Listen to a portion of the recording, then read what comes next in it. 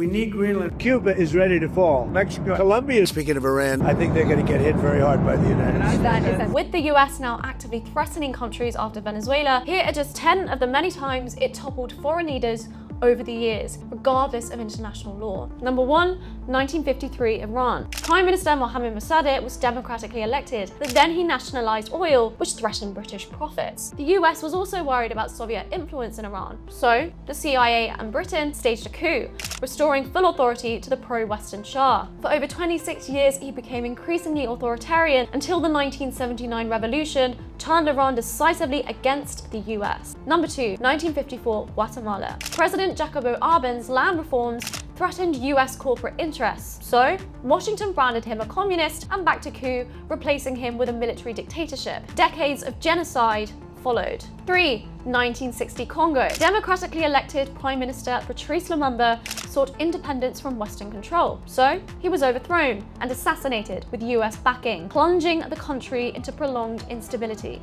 Lumumba is now seen as a national hero and a martyr for the Pan-African movement. Number 4, 1964 to 1973 Latin America. From Brazil to Chile, left-wing governments were removed with US support. This fed into Operation Condor, a transnational system of US support for right-wing military dictatorships that carried out torture, disappearances, and murder. Number 5, 1983 Grenada. After an internal coup, the US invaded, ousting the Marxist military government. And because the island was part of the Commonwealth, President Reagan later had to apologize to Margaret Thatcher for not giving Britain a heads up. We regret very much the embarrassment that's been caused you. The action is underway now, and we just hope that it will be successful.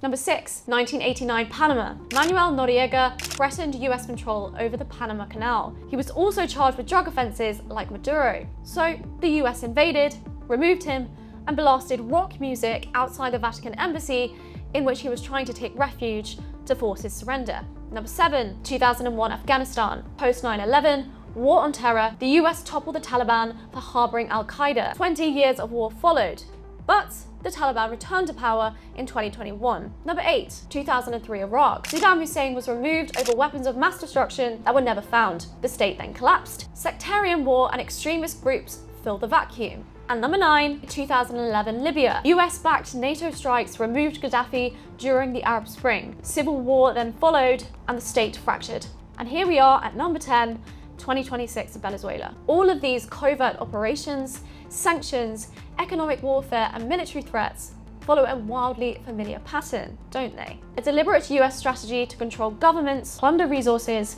and shape the world order.